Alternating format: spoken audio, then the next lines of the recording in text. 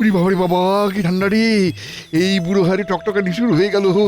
উফ, এ কি খুঁড়ো, এই শীতের সকালে পাতলা জামা পরে কোথায় চললে? এই গোয়ালার বাড়ি থেকে দুধ নিয়ে বাড়ি ফিরছি। আমরা খাই না খাই, ছোট নাতিটার জন্য তো দুধ লাগবেই গোপাল। হ্যাঁ, সে তো বুঝছি, কিন্তু তোমার পরনে এমন ওই ফিনফিনে জামা কেন? গরম কাপড় চাদর কিছুই তো নেই। কি করে থাকবে বলো, আমরা গরিব মানুষ, জামার উপরে জামা পরে শীতকালে কাটিয়ে দিই। সত্যি তো, মহারাজ তো রাজ্যের জন্য এত কিছু করছেন, তো তোমাদের জন্য মহারাজের ভাবা উচিত। তুমিই দেখো গোপাল, যদি কিছু করতে পারো। নিশ্চয়ই দেখছি, বুঝলে। আমি আজই গিয়ে মহারাজের সাথে এই ব্যাপারে কথা বলে দেখব।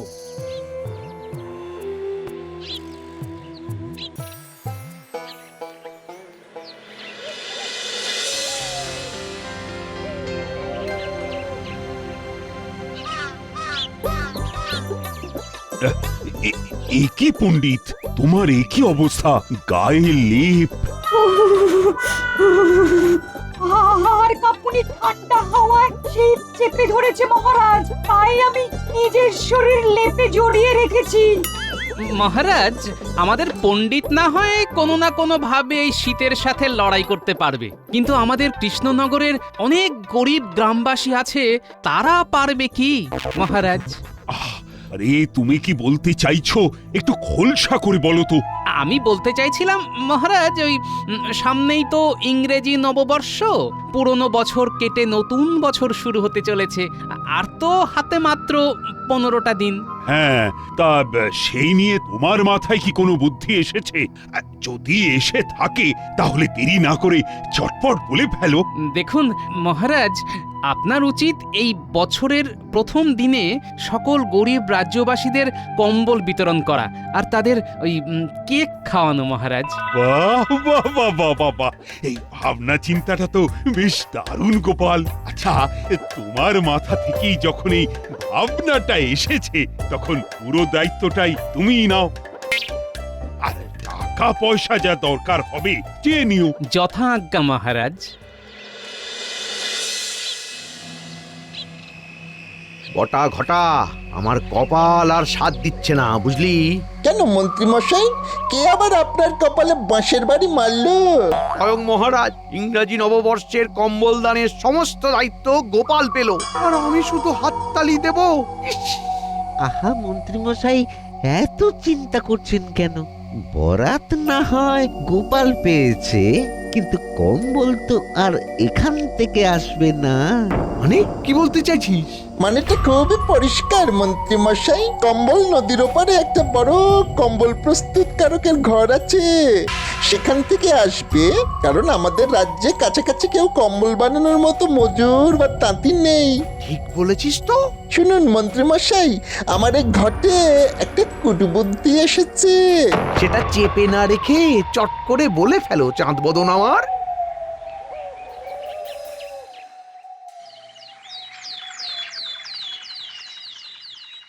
শোনো শোনো শোনো, গ্রামবাসীদের উদ্দেশ্যে ঘোষণা করা হচ্ছে, আগামী 1 জানুয়ারি ইংরাজি নববর্ষের প্রথম দিন বেলা 12টায় সকল গ্রামবাসীকে কম্বল দান করা হবে। কম্বল দান করবেন মহারাজ কৃষ্ণচন্দ্র। শোনো শোনো শোনো। সাধু সাধু। সত্যি এই শীতে খুব কষ্ট হচ্ছিল, গোপালকে বলতেই সমস্যার সমাধান হয়ে গেল। শোনো শোনো শোনো শোনো শোনো শোনো। শুনলেন তো মন্ত্রী মশাই, এখানেও গোপালের নামগান হয়ে যাচ্ছে। ও বেশি দিন থাকবে না, বেটা বছরের প্রথম দিনেই এমন অপদস্থ হবে না, কেঁদে কুল কিনারা পাবে না। তোরা শুধু আমাদের পরিকল্পনা মাফিক কাজ করে যা।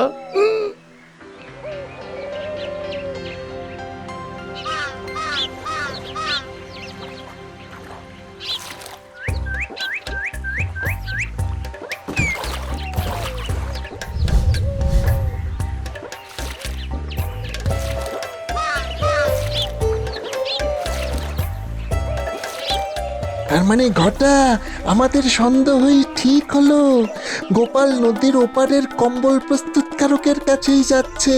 ঠিক বলেছিস, চল চল মন্ত্রী মশাইকে ব্যাপারটা জানিয়ে দিই।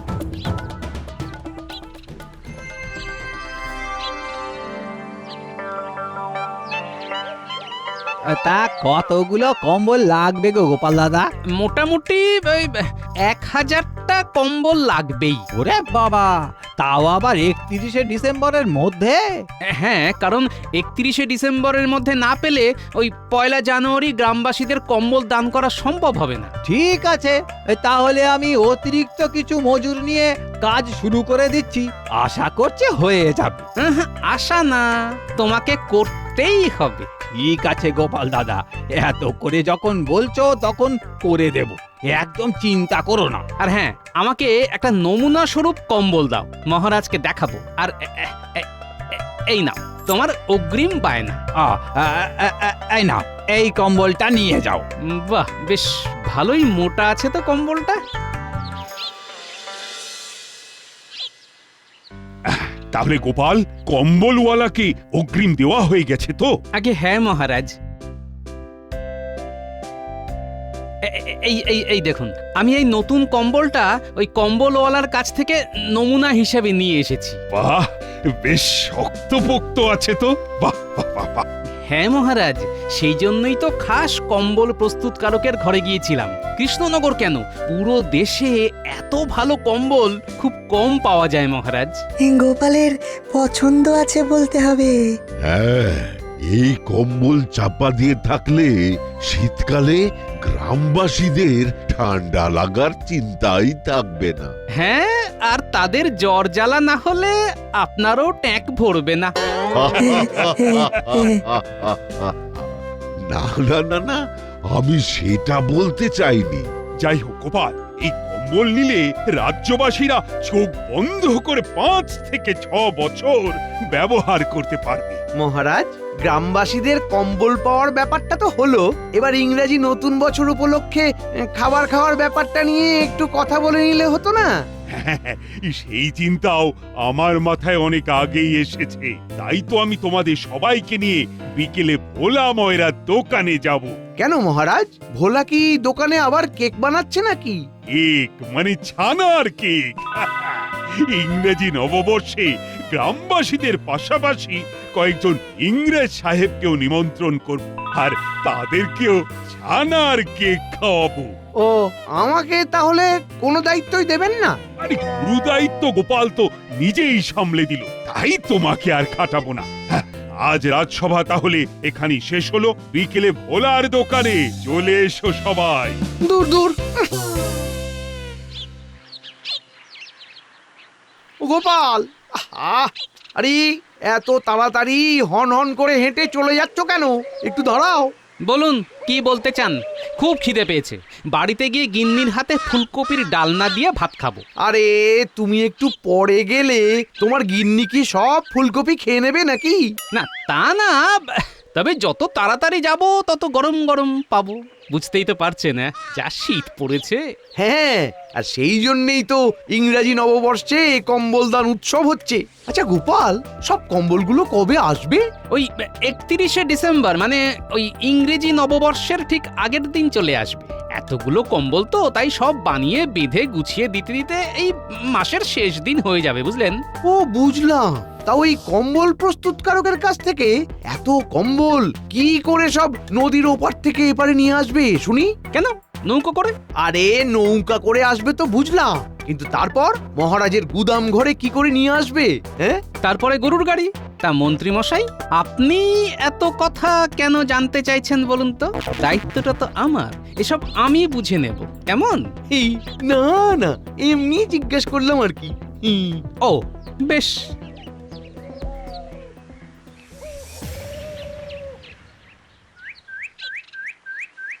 না, মন্ত্রী মশাইয়ের এই বেশি আগ্রহটা আমার কেমন যেন সন্দেহজনক লাগছে।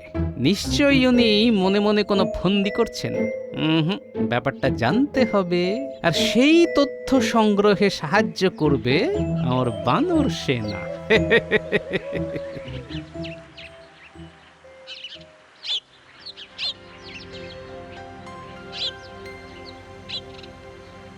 এই নাপলা, গুলটে, পুঁটি, এদিকে শোন তো। হ্যাঁ গোপাল দাদু, বলো। শোন, তোদের একটা কাজ করতে হবে, বুঝলি? কি কাজ গোপাল দাদু?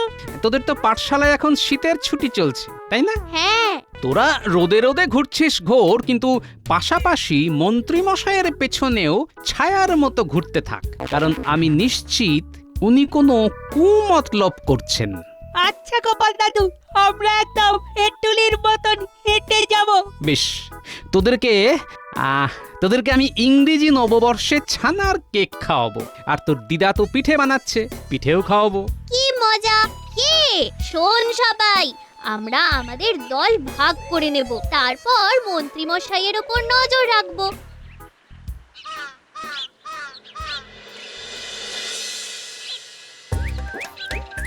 কি বুঝছেন মহারাজ, কেমন হয়েছে ছানার কেক?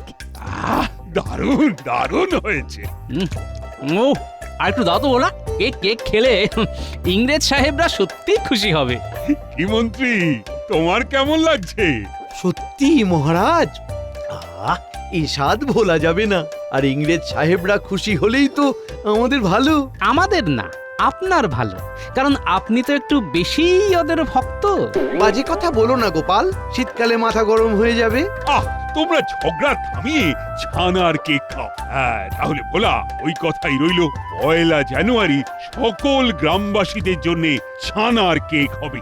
আর তোমার যত ছানা লাগবে লাগুক, এখন থেকেই কোমর বেঁধে একেবারে কাজ শুরু করে দাও। আচ্ছা মহারাজ। আর মন্ত্রী, তোমার তো ইংরেজদের সাথে বেশ ভালোই আলাপ, তাহলে ওদের নিমন্ত্রণটা তুমি করে এসো। এতক্ষণে ওপরওয়ালা আমার দিকে মুখ তুলে তাকালো। কি ভাবছোটা কি? কিছু না, কিছু না। আমি নিমন্ত্রণ করে আসব।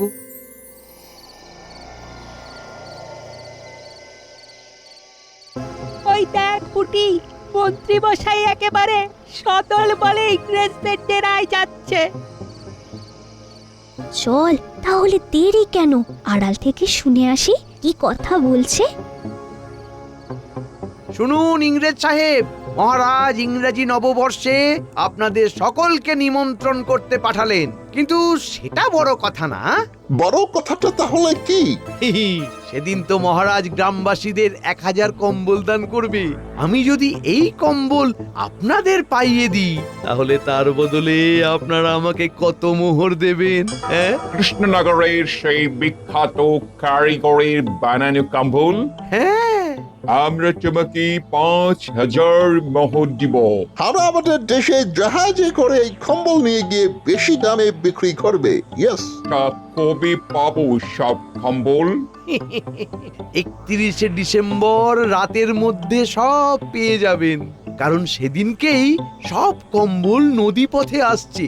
তারপরে যখনই গাড়োয়ান কম্বল বোঝাই গাড়ি নিয়ে আসবে, তখন আমার এই 2 মানিক জোর বটা ঘটা ডাকাত সেজে ওই গাড়িগুলো দখল নেবে। ওরে, এই কি সর্বনেশী ষড়যন্ত্র রে!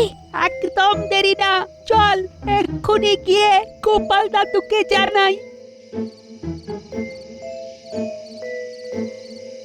কি বলছিস রে? হ্যাঁ গোপাল দাদু, এখন যা ব্যবস্থা সব তোমাকেই নিতে হবে। আরে, আর তো হাতে বেশি দিন সময়ও নেই, আমি এক্ষুনি যাচ্ছি।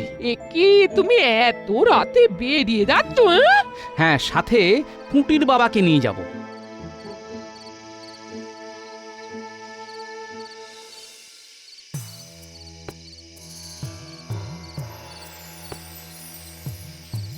আরে দরজা খোলো, দরজা খোলো ভাই। কে এত রাতে আবার আমার দরজায় ধাক্কা দিচ্ছে? আরে আমি গো, আমি। কি গোপাল দাদা, তুমি এত রাতে? কম্বল বানানো চলছে তো। হ্যাঁ চলছে তো, খান 500 মতো বানানো হয়ে গেছে। বাকি কম্বলগুলো তোমার কথা মতন ওই বছরের শেষ দিনে, মানে 31শে ডিসেম্বরের মধ্যে দিয়ে দেব। না, আমার সেটা আগে চাই, অন্তত একদিন আগে আমাকে দিতেই হবে। ওরে বাবা, তা কি করে সম্ভব? হ্যাঁ, নইলে অনর্থ হয়ে যেতে পারে, তাই বলছি আর কি। হ্যাঁ, আমি তো কিছুই বুঝছি না গো। মানে তোমার কাছ থেকে এত বড় কাজ পাওয়ার পরে আমি অনেক মজুর টজুর জোগাড় করে এই কাজগুলো করছি, সারা দিন খাটছে বেচারিরা। আরে সেই নিয়ে কোনো চিন্তা করতে হবে না, তোমার জন্য আমি একটা লোক নিয়ে এসেছি। পুঁটির বাবা তোমাকে কয়েকদিন তোমাদের কাজে সাহায্য করবে, একদিন আগে আশা করিয়ে দিয়ে দিতে পারবে। কি পারবে তো? হ্যাঁ তাহলে পারবো। তা 30 তারিখে কখন আসবে? এই রাতের দিকেই আসবো। আচ্ছা আচ্ছা। আর হ্যাঁ, আমি 31 তারিখ দিনের বেলাও আসবো, তবে সেদিন অন্য কিছু নিতে আসবো, বুঝলে? অন্য কিছু কি? কি পারবে তো? ও হ্যাঁ হ্যাঁ, নিশ্চয়ই পারবো, নিশ্চয়ই পারবো।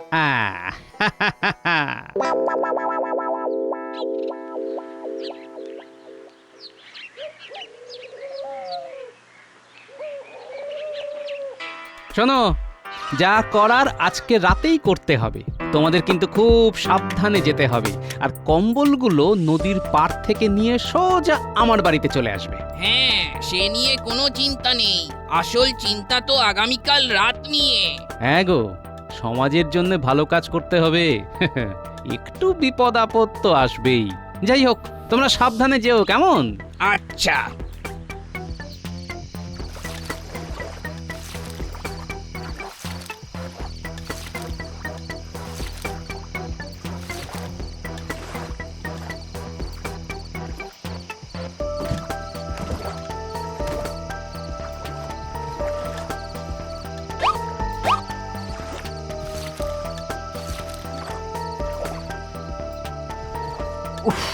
কাজ হয়ে গেল।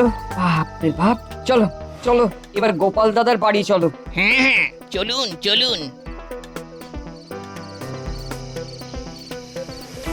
ব্যাস, এই তো তোমরা চলে এসেছো। হ্যাঁ গোপাল দাদা, কদিন বেশ খাটাখাটনি গেল। আমরা তাহলে এখন আসি। হ্যাঁ, এসো এসো, কাল রাতে আবার নদীর পাড়ে যেতে হবে কিন্তু। হ্যাঁ, নিশ্চয়ই যাব। কালকেই তো আসল মজা হবে।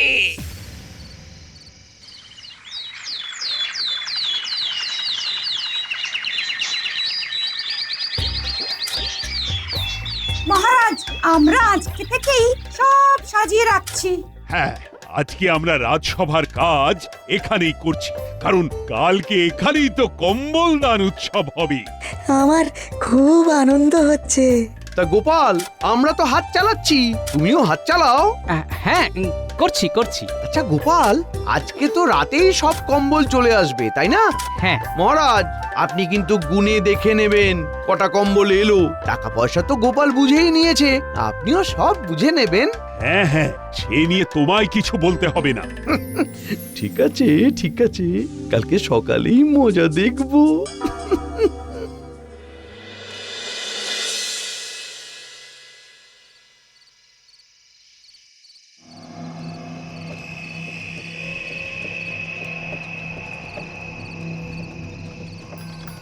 আরে রে রে রে রে রে রে রে, এই এই এই এই, কে তোরা? আমরা গাড়োয়ান, আমাদের ছেড়ে দিন। এত রাতে গাড়ি বোঝাই করে কি নিয়ে যাচ্ছিস? হ্যাঁ, অনেক মালপত্র আছে। এই মালপত্র, গরুর গাড়ি এখন আমাদের হেফাজতে। বেশি ট্যাপু করলেই পেট ফুটো করে দেব, এই বলে দিলাম। ওরে বাবা, পালাও!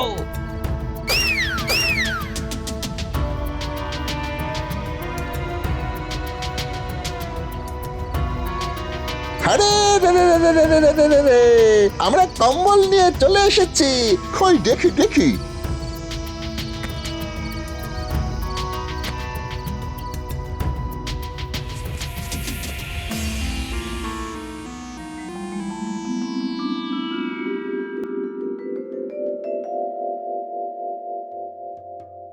আমরা পালাই। ওরে ওরে, সারা গা হাত পা ফুলিয়ে দিল। পালাও পালাও পালাও। সারা গা হাত পা ফুলিয়ে দিল। পালাও পালাও পালাও পালাও পালাও পালাও। আমার নিঃশ্বাসটি চালাকি। উফ উফ, আমরা আমরা তোমাকে আমি তোমাকে যেতে দেবো না। কালকে মহারাজের কাছে, ওখানে তোমাকে এই যে সবার সামনে ঢলাই দেবো। আমার কোনো দোষ নেই।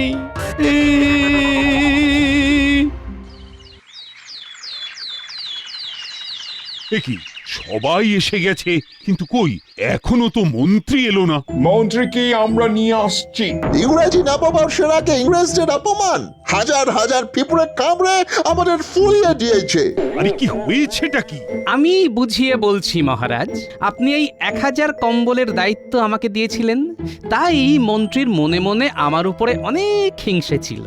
সেই জন্যে মন্ত্রী বটা ঘটাকে সাথে নিয়ে ইংরেজদের সাথে ষড়যন্ত্র করে আর ভাবে যে ওই 1000 কম্বল তাদের কাছে বিক্রি করে দেবে। কি এত বড় ষড়যন্ত্র? গরিব মানুষদের শীত বস্ত্র কম্বল দান হবে, সেখানেও তোমার হিংসে? আয় কে আছো? মন্ত্রীকে এক্ষুনি কম্বল ধোলাই দাও। কম্বল ধোলাই? সেটা আবার কি? কম্বল চাপা দিয়ে দুমদাম ধোলাই। একটা শুভ দিনে মার খাচ্ছি। সবাই বলো, শুভ ইংরেজি নববর্ষ। Happy new year! Happy new year! এবার একে একে এসো, কম্বল গ্রহণ করো। তার সাথে মিষ্টি মুখ।